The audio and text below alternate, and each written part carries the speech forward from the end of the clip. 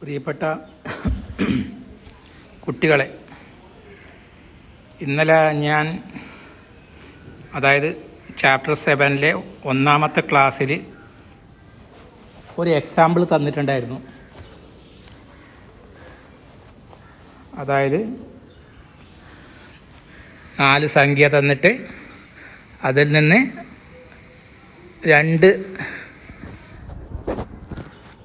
Sample select ചെയ്തപ്പോൾ ഉണ്ടാകുന്ന standard എററും simple random sampling with റീപ്ലേസ്മെൻറ്റിലും സിമ്പിൾ റാൻഡം സാമ്പിളിംഗ് വിത്തൗട്ട് റീപ്ലേസ്മെൻറ്റിലും കാണാൻ വേണ്ടിയിട്ട് ഞാനൊരു ചോദ്യം തന്നിട്ടുണ്ടായിരുന്നു. അതെല്ലാവരും ചെയ്തിട്ട് കാണുമെന്നും ഞാൻ വിശ്വസിക്കുന്നു. എന്തായാലും നിർബന്ധമായിട്ട് ചെയ്യേണ്ടതാണ്. അപ്പോൾ അതിൽ നമ്മൾ 2 രീതിയിൽ ചെയ്തിട്ടുണ്ട്. അതിൽ ആ 2ാമത്തെ രീതിയാണ് വളരെ എളുപ്പം. അതായത് നമുക്ക് തന്നിട്ടുള്ള പോപ്പുലേഷൻ്റെ ബേസിൽ സിഗ്മ സ്ക്വയർ കാണാനും അതേപോലെ എക്സ്പെക്റ്റേഷൻ ഓഫ് എക്സ് ബാറൊക്കെ അത് ഉപയോഗിച്ച് കാണാൻ പറ്റും. അതേപോലെ സിഗ്മ സ്ക്വയർ പോപ്പുലേഷൻ വേരിയൻസ് അതിൽ നിന്ന് കാണാൻ പറ്റും. പോപ്പുലേഷൻ വേരിയൻസ് കിട്ടിയ സാമ്പിൾ വേരിയൻസ് കാണാൻ നമുക്ക് ഇക്വേഷൻ നമ്മൾ പഠിച്ചിട്ടുണ്ട് അല്ലേ. അപ്പോൾ പോപ്പുലേഷൻ വേരിയൻസ് സിഗ്മ സ്ക്വയർ ആദ്യം കാണാം, പിന്നെ സിഗ്മ സ്ക്വയർ ബൈ എൻ എത്ര നോക്കാം.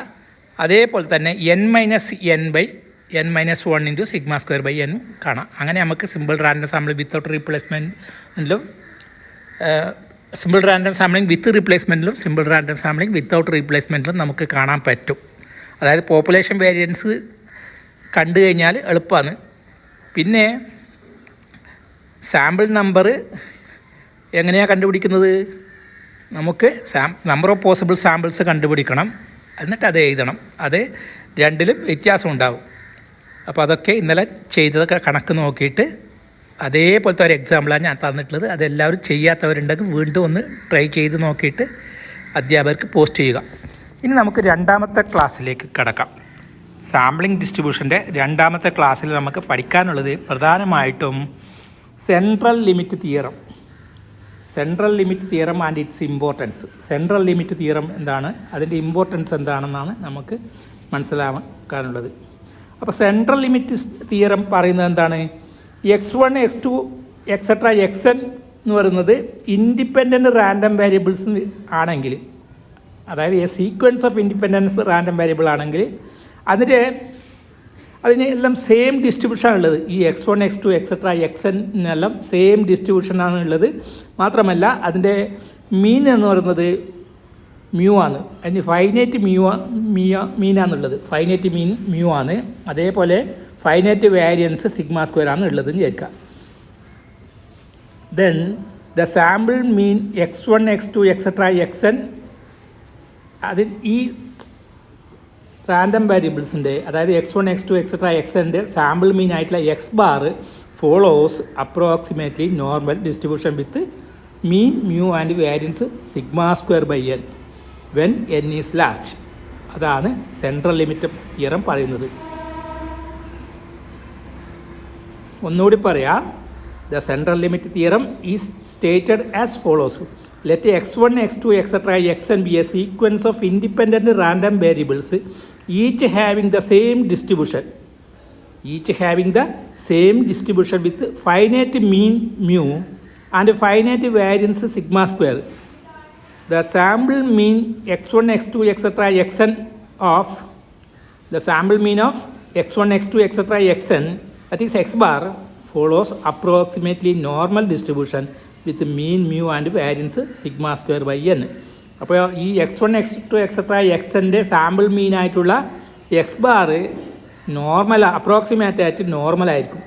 എന്താണ് അതിൻ്റെ മീൻ എന്തായിരിക്കും? മ്യൂ ആയിരിക്കും. Variance sigma square by n ആയിരിക്കും. ഇവിടെ ഒരു കണ്ടീഷൻ എന്താണ്? n is large. n large ആവണം.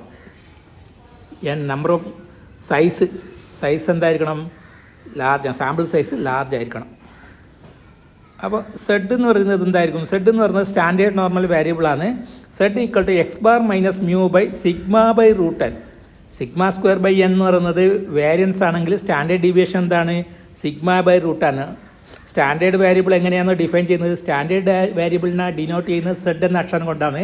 അതെങ്ങനെയാണ് കണ്ടുപിടിക്കുന്നത്? എക്സ് ബാർ മൈനസ് എക്സ് ബാറിൻ്റേതാണ്, നമ്മൾ എക്സ് ബാറിൻ്റെ ബേസിലാണ് നമ്മൾ സ്റ്റാൻഡേർഡ് നോർമൽ വേരിയബിൾ ഇവിടെ കാണുന്നത്. എന്തുകൊണ്ടാണ്? എക്സ് ബാറാണ് ഇവിടെ പറയുന്നത് ഫോളോസ് അപ്രോക്സിമേറ്റ്ലി നോർമൽ എന്ന്.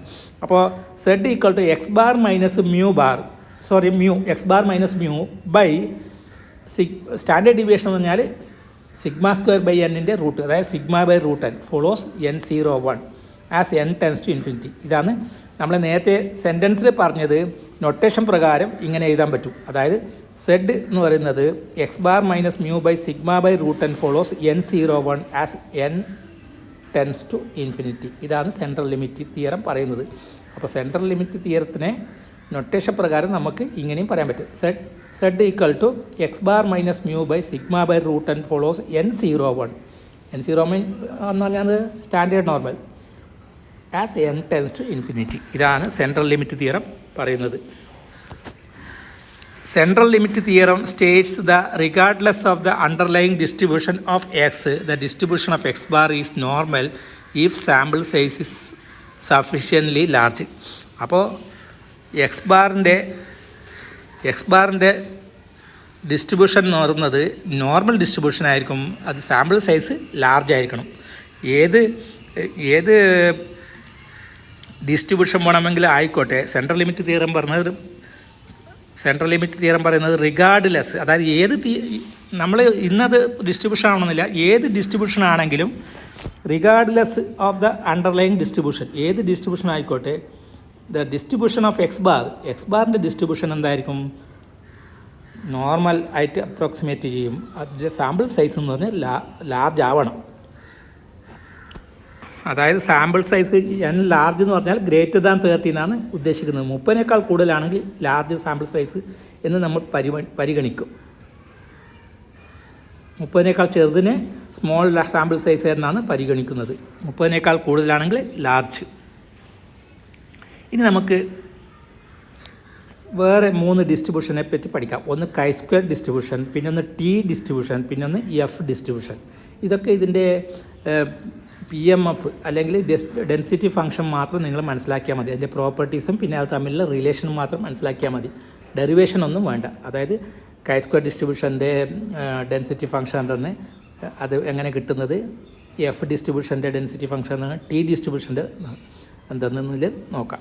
Following are some important sampling distributions. അതിൽ ഒന്നാമത്തത് കൈ സ്ക്വയർ ഡിസ്ട്രിബ്യൂഷൻ, അടുത്തത് ടി ഡിസ്ട്രിബ്യൂഷൻ, മൂന്നാമത്തത് എഫ് ഡിസ്ട്രിബ്യൂഷൻ.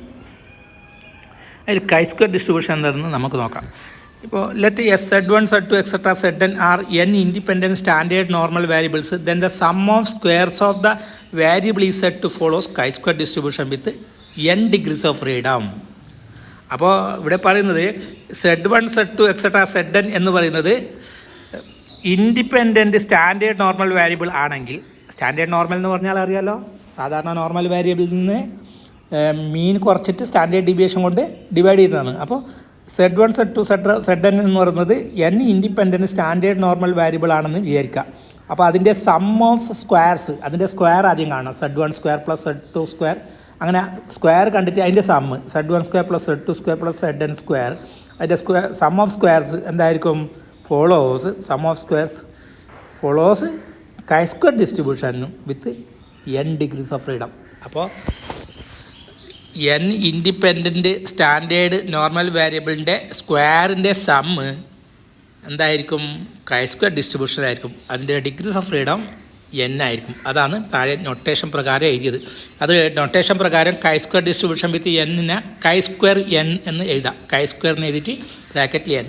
നമുക്ക് കൈ സ്ക്വയറിൻ്റെ നോക്കിക്കോളൂ, എക്സിൻ്റെ പോലെ ഒരു സിമ്പിളില്ലേ, അതിനെ വായിക്കുന്നത് കൈ സ്ക്വയർ എന്നാണ്. കൈ സ്ക്വയർ, എക്സ് സ്ക്വയർ അല്ല, കൈ സ്ക്വയർ ബ്രാക്കറ്റിൽ n എന്ന് പറഞ്ഞാൽ ഡിഗ്രീസ് ഓഫ് ഫ്രീഡം ആണ്. അപ്പോൾ ഇവിടെ പറഞ്ഞ സെൻറ്റൻസിൽ പറഞ്ഞതിൻ്റെ നൊട്ടേഷൻ പ്രകാരം എങ്ങനെ എഴുതാൻ പറ്റും? Z1 square plus Z2 square plus etcetera Zn square follows അല്ലെങ്കിൽ equals chi square n. Suppose x1, x2, etc. xn is random sample from a normal distribution with mean mu and variance sigma square. Then Zi equal to xi minus mu by sigma I equal to 1 to etc. n are independent standard normal variables so that sigma zi square follows chi square n. The variable sigma zi square equal to sigma xi minus mu by sigma whole square is also called chi-square variable. നമ്മളിപ്പോൾ എഴുതിയത് തന്നെയാണ്, ഇപ്പോൾ നേരത്തെ പറഞ്ഞ കാര്യങ്ങൾ തന്നെയാണ് വീണ്ടും പറയുന്നത്. അതായത് ഇപ്പോൾ പറയുന്നത് എന്താണ്, നോർമൽ റാൻഡം വേരിയബിളിനെ പറഞ്ഞിട്ട് സ്റ്റാൻഡേർഡ് നോർമൽ വേരിയബിൾ ഇന്നതാണെന്ന് പറയുന്നത്. അതായത് x1 x2 എക്സെട്ര x എന്ന് പറഞ്ഞാൽ നോർമൽ റാൻഡം വേരിയബിളാണ്. അതിൻ്റെ മീൻ മ്യൂവും വാരിയൻസ് സിഗ്മ സ്ക്വയർ എന്ന് പറഞ്ഞ്, പിന്നെ സെഡ് എന്ന് പറയുന്നത് ZI എന്ന് പറയുന്നത് സ്റ്റാൻഡേർഡ് നോർമൽ വേരിയബിളാണ്. അതെങ്ങനെ കിട്ടുന്നത്, എക്സിൽ നിന്ന് മ്യൂ കുറച്ചിട്ട് സിഗ്മ കൊണ്ട് ഡിവൈഡ് ചെയ്യുന്നത്. അത് n independent standard normal variable എന്ന് പറഞ്ഞ ശേഷം സിഗ്മ ZI സ്ക്വയർ, അതായത് Z1 square plus Z2 square, അങ്ങനെ അതിനെ നമുക്ക് സിഗ്മ ZI സ്ക്വയർ എന്ന് പറയാം. സിഗ്മ ZI സ്ക്വയർ എന്ന് പറയുന്നത് എന്തായിരിക്കും, chi സ്ക്വയർ ആയിരിക്കും, n ഡിഗ്രീസ് ഓഫ് ഫ്രീഡം ആയിരിക്കും. അതാണ് ഇവിടെ എഴുതിയത്. Variable sigma ZI square equal to sigma x minus mu by sigma whole square is called a chi square variable. ഈ ഡിഗ്രീസ് ഓഫ് ഫ്രീഡം എന്ന് പറഞ്ഞാൽ എന്തായിരിക്കും, the degrees of freedom refers to the number of independent observation in the set of data. അപ്പോൾ നമുക്ക് തന്നിരിക്കുന്ന ഡാറ്റയിലെ number of independent ഒബ്സർവേഷൻസിനെയാണ് പറയുന്നത് എന്താണ്, degrees of freedom. Suppose we are asked to choose 10 numbers, we have then the freedom to choose 10 numbers as we please and have 10 degrees of freedom. അപ്പോൾ 10 items നമുക്ക് തന്നിട്ടുണ്ടെങ്കിൽ അതിൻ്റെ ഡിഗ്രീസ് ഓഫ് ഫ്രീഡം 10 ആയിരിക്കും. അടുത്തത് നമുക്ക് പ്രോപ്പർട്ടീസ് നോക്കാം. chi square ഡിസ്ട്രിബ്യൂഷൻ്റെ properties എന്തെന്ന് നോക്കാം. Properties of chi square distribution. അതിൽ ഒന്നാമത്തത്, ഈ chi square follows a chi square distribution with n degrees of freedom. DF എന്ന് പറഞ്ഞാൽ ഡിഗ്രീസ് ഓഫ് ഫ്രീഡം. എക്സ് സ്ക്വയറിനെ ഒന്നല്ല വായിക്കുന്നത്, അതിനെ വായിക്കുന്നത് chi square. If chi square follows chi square distribution with n degrees of freedom, then mean of chi square equal to n. അപ്പോൾ chi square ഡിസ്ട്രിബ്യൂഷൻ്റെ mean എന്തായിരിക്കും, n. Variance of chi square equal to 2n. അത് ഓർത്തിരിക്കണം, അത് ചിലപ്പോൾ പൂരിപ്പിക്കേണ്ട ചോദ്യമായിട്ടെല്ലാം വരുന്നത്. Mean of chi square equal to n. Variance of chi square എന്തെന്ന്, variance of chi square equal to 2n. അത് ഒന്നാമത്തെ പ്രോപ്പർട്ടി. രണ്ടാമത്തെ property, if z is a standard normal variable, then square of standard normal variable is chi square 1. നേരത്തെ നമ്മൾ x1 x2 etcetera xn, അതായത് n independent normal variable എടുത്തിട്ട് n independent standard normal variable എടുത്തു, അതിൻ്റെ സ്ക്വയറിൻ്റെ സമ്മാണ് chi square n ആയത്. പക്ഷേ ഒരു വേരിയബിൾ മാത്രമേ ഉള്ളൂ എങ്കിൽ അതെന്തായിരിക്കും, chi സ്ക്വയർ 1 ആയിരിക്കും. അതാണ് പറയുന്നത്. z എന്ന് പറയുന്നത് സ്റ്റാൻഡേർഡ് നോർമൽ വേരിയബിൾ ആണെങ്കിൽ അതിൻ്റെ സ്ക്വയർ എന്തായിരിക്കും, z സ്ക്വയർ എന്ന് പറയുന്നത് chi square with 1 degrees of freedom ആയിരിക്കും. ഇനി മൂന്നാമത്തെ property, chi square distribution is positively squid. അപ്പോൾ chi സ്ക്വയർ ഡിസ്ട്രിബ്യൂഷൻ എന്ന് പറയുന്നത് പോസിറ്റീവ്ലി സ്ക്യൂഡാണ്. പോസിറ്റീവ്ലി സ്ക്യൂഡ് പോലെ ആയിരിക്കും അതിൻ്റെ ഗ്രാഫ് ഉള്ളത്. നാലാമത്തത്, as n tends to infinity, chi square distribution can be approximated by normal distribution. അപ്പോൾ n number of size, sample size infinity ആണെങ്കിൽ chi സ്ക്വയർ ഡിസ്ട്രിബ്യൂഷനെ നോർമൽ ഡിസ്ട്രിബ്യൂഷൻ ആക്കി മാറ്റാൻ പറ്റും. chi square distribution can be approximated by normal distribution. Normal ഡിസ്ട്രിബ്യൂഷനെ നമുക്ക് chi square distribution ആക്കി മാറ്റാൻ പറ്റും.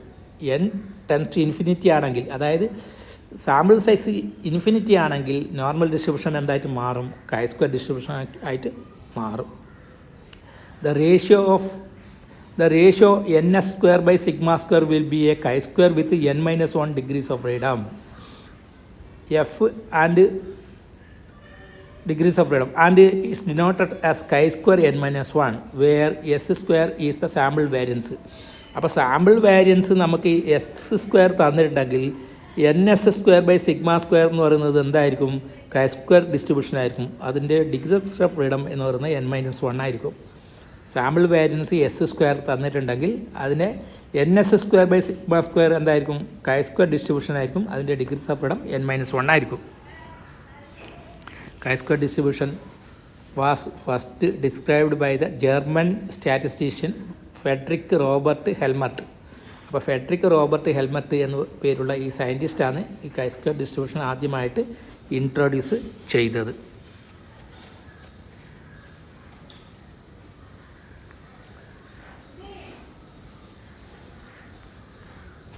ബാക്കി നമുക്ക് അടുത്ത ക്ലാസ്സിൽ എടുക്കാം. Okay, thank you.